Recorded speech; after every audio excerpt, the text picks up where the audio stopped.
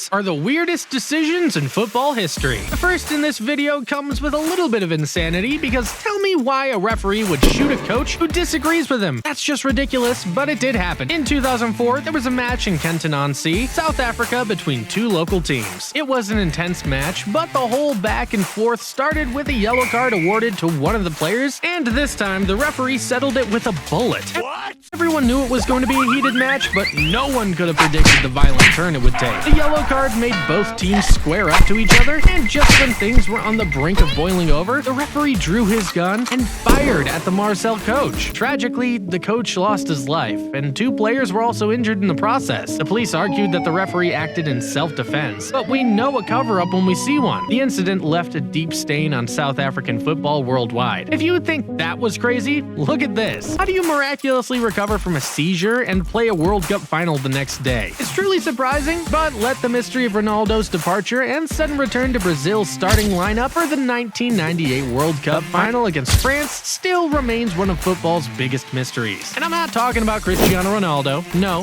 the real Ronaldo. The night before the final, Ronaldo suffered a brief seizure, according to the team doctor, and had an early morning breakdown due to the pressure. The common agreement was that he wasn't making it onto the pitch for that game against France. But somehow, miraculously, Ronaldo's name appeared on the team sheet just 30 minutes before kickoff. Everyone was shocked. Was he not supposed to be injured? Why was he on the pitch? And he underperformed badly. France won the game, and this sparked wild conspiracy theories that he was poisoned. Some even said that he had played just because of the team sponsor, Nike. But the truth of what happened that day, nobody knows till today. Let's go all the way back to 2006. Zinedine Zidane was one of the greatest football players of all time. He was playing in the 2006 World Cup final, but this man right here made headlines for all the wrong reasons. Why, you may ask? Well, he headbutted Marco Materazzi, who had insulted Zidane's sister. Well, there have been other violent incidents on the pitch. This one was particularly unforgettable and had a massive impact on Zidane's international image. In fact, go ahead and Google search his name, Zinedine Zidane.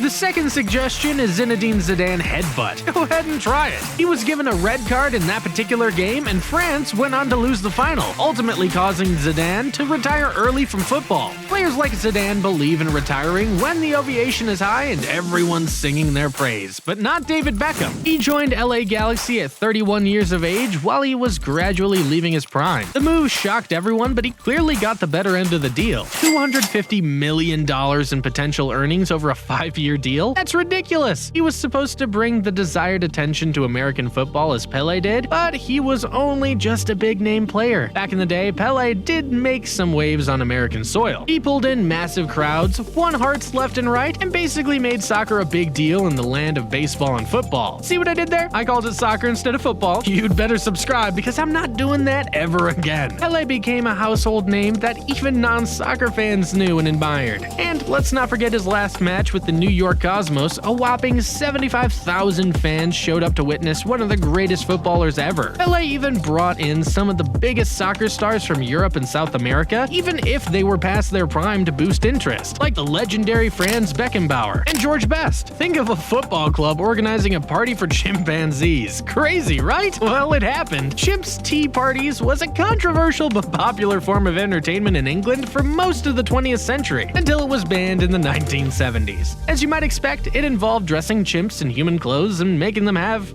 guess it, a tea party. Despite the ban on chimp tea parties, the Bristol City football team thought it would be a great idea to revive this performance on the pitch before a match against West Ham United. It was a really controversial performance, but David Beckham getting cornrows has to be up there as one of the most shocking revelations. From rocking a blonde hairdo to shaving it all off, this handsome father of four has done it all. He's even rocked a ponytail on multiple occasions. However, it's safe to say even the trendsetter himself gets it wrong at times. He once opened up about cringeworthy styles and revealed that there were a couple of hairdos that he now regrets. His cornrows are one of them. Ah, look at them. Iconic. But imagine you scored an own goal in order to advance in the tournament. That's all shades of funny and wrong. It sounds crazy, but it's true. In the 1994 Shell Caribbean Cup, The Barbados national team found themselves in a tough spot. In order to advance to the finals, they needed to win by at least 2 goals. But with Grenada hot in their heels and the score at 2-1, time was running out. That's when the Barbadians came up with a genius plan. They would score an own goal to tie the game and take it into extra time, where goals counted as double. It was a risky move, but it paid off big time. And when I say big time, I mean big time. The Barbados team went on to score the winning goal in overtime, securing their place in the finals and cementing their place in the Hall of Fame of Taticos. This next one on the list, to me, was one of the most shocking decisions of all time. John Harkinson was one of the greatest Americans to play the game and a mainstay on the US men's national team throughout the late 80s and 90s. He was good, there was no doubt about that. His skill and leadership were so impressive that the US coach at the time, Steve Sampson, appointed him as captain for life before the 1998 World Cup. But just when life was perfect and everything seemed to be going great, Arcus was dropped from the roster right before the tournament began.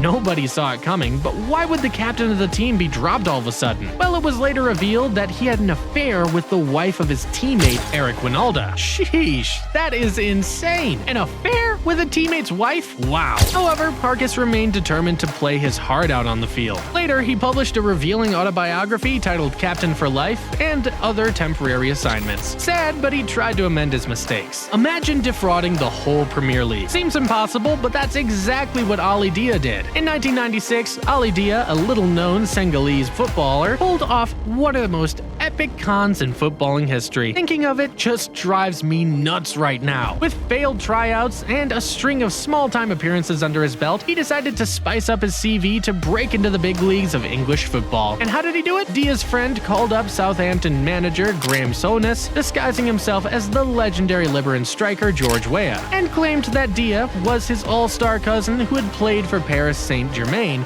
and had been capped a number of times for the national team. Shockingly, Souness bought the story and signed him up. Crazy. But the crazy ride was short-lived, however. Dia's lack of skills was exposed when he was used as a substitute for Matt Letizier in a match against Leeds United, and he played horrendously. Trust me, it was horrendous. The truth came out and Dia was quickly sacked. Sure, Souness may have looked like the biggest loser, but let's face it, Dia made fools of us all. Pulling off a transfer into the Premier League when he wasn't even a professional? Which of these decisions did you see as weird? Let us know in the comments section. While you're there, slap a like in the video and subscribe to the channel. Have a wonderful day, enjoy yourselves, and goodbye.